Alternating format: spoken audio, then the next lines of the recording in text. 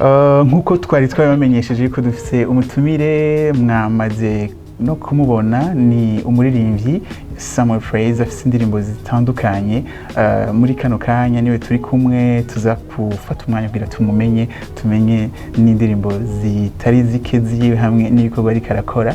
Samuel Praise ndakuramutse. Murakoze cyane. Amakuru yawe? Ni meza cyane. Kaze muri studio ya televiziyo. Murakoze cyane. Yego. Amakuru y'imisi? Kuri misi ni meza ndashimana. Hanyuma turi mu kiganiro kwisava abantu baryoherewe n'indirimbo zitari zike harimo n'indirimbo zawe mugabo barashaka kumenya mbega utwibwira.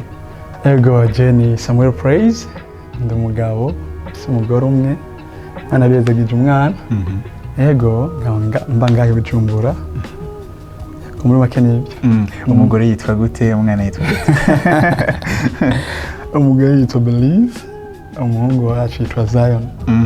Bariko baradukurikirana muri kino gihe ntibari hafi mugabo bariko baradukurikirana. Yego ntibari hafi ariko barakurikirana cyane gose. Hanyuma turakuzi nk'umuririmbyi afite indirimbo zitari zike. Yego twashaka kumenya mbega igikorwa c'Imana cyo kuririmba wacinjiremo gute, wacinjiremo ryari? Igikorwa cyo kuhimbaza no gutazira Imana biciye mu kuririmba nabitamwe nkiri muto ariko byagiye kuba umuhamagaro mpuze hari kuva 2009 niho nataka kubikora nk'umuhamagaro kandi numva ko ari kuba Imana ishyize ku mutima wanje kandi ari cyo gikorwa numva nkiri kuri isi ngomba gukora. Ariko ubu nibona tuvuga nkiri muto ariko navutse mu muryango bakijijwe nanje mu nyuma ndakiza ariko ntaratahura iby'agakiza n'ibiki muri Sunday nararirimba. Yego. Hanyuma wararirimba muri Sunday school.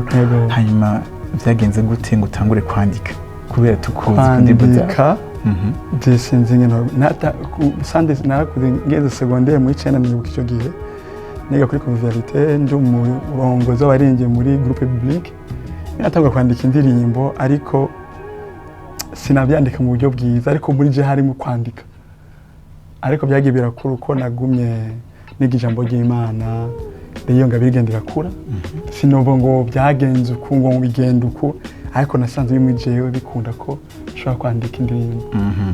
Indirimbo warahereye ku kwandika wokiyoka? Yego ariko ntisinigeze ndayisohora.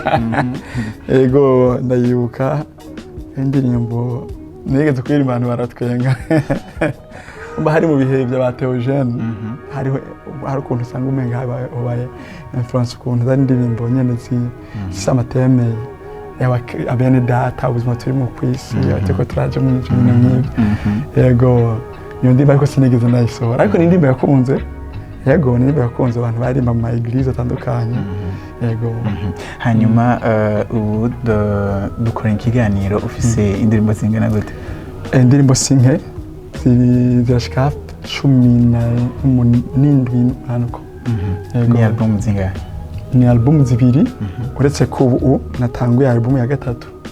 Yego muri yamaze gusohoka indirimbo zitatu. Harimo indirimbo nshasha, harimo urera turaguhimbaza abanyamugisha. Yego. Ndashaka ubanze utubwire akantu gatonya kugira abantu bumve yuko ari wowe nyene ku ndirimbo abanyamugisha cyangwa urera ko abanyamugisha. Revuga ngo turabaganza turabanyamugisha niturabo hasi turabo hejuru. Yego. Voilà. Indirimbo itekewe ubutumwa buwe. Iyo ndirimbo igizwe n'umuntu nabaye eglise niga ijambo ry'Imana uriko urabona haramaje iravuga ku rugendo rw'Abisirayeli bava muri Egiputa. Iravuga kuri Daniel n'abagenzi we kuko hano mvuga ngo yaduteye mu itono ry'umuriro tuba dutama amayaya tubwogwa intambwe tuba dutama agasimbo ni uradugiye cha Daniel baratoye mu muriro atabwogwa intambwe. Urabona dusinyuma urabona ko ngo yakamije uruzi turajabuka adushitsa kubya tusezeraniye isi n'ijuru bitararemwe. Urabona ushobora urugendo rw'Abisirayeli bava muri Egiputa baja i Kanani. Yego rero n'amajambo agizwe na Bibiliya hama nkaca naktoreza rukara ubuzima turimo uyu munsi hari ahantu Imana idukura naho itujana. Yego wavuze ko ari album yawe igira gatatu. Yego tubwire kuri iyo album yitwa gute zirimo indirimbo zingana ntabwo avuga izina ryayo ariko album reka ndayivuge ni urera.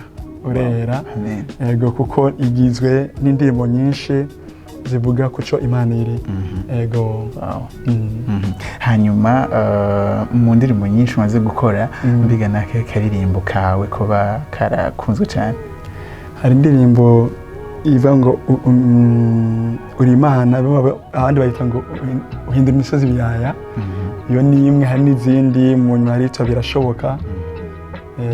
Izo ndirimbo ni indirimbo novuga ko zakunzwe cyane uretse ko hari n'izindi zagiye zirakundwa. Hanyuma uvuze birashoboka it sounds like ni message uri kuraha abantu. Mbega iyo ndirimbo bifise ubuhe butumwa buri nyuma?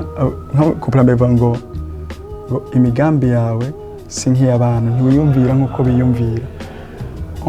Birashoboka ko hari igihe mu byo abantu tubonesha amaso no mu byumviro byacu hari aho tugeza, ariko ku Mana yacu ibyumviro byayo nk'uko ijuru ryitanguye isi ngo niko ibyumviro byayo bingana. Ibyumviro by'Imana birarengeye ibyumviro by'abana b'abantu, n'inzira zayo ntizisa n'iz'abana b'abantu. Rero ibyo twebwe mu maso yacu no mu byo tuzi cyangwa n'ibyo tuba tuzi muri kahise, amakuru twumvise bidashobotse cyangwa bidashoboka gushika umunsi, mbere Imana birashoboka. Amen. Yego. Hanyuma imigambi yakazoza uri kurategura yo ari ni album hama indirimbo zimaze kwa zitatu, nibaza ko hari izindi vuba muri uku 10 hari indirimbo yindi, ariko kandi umwaka uza Imana tugiriye neza abantu bavuga ama collaboration. Tugiye kuzana n'ama collaboration kandi n'indirimbo z'igiswahili. Yego rero tuzogira ibihe byiza uko twabigize. Yego Imana dukundi teguye n'igikorwa rero bya ngo abandi bose barumva indirimbo ku radio kuri YouTube dukoraniye ahantu hamwe duhimbariza hamwe. Yego ndagushimira cyane kuba waciye muri kino kiganiro. Murakoze cyane namwe ndabashimira.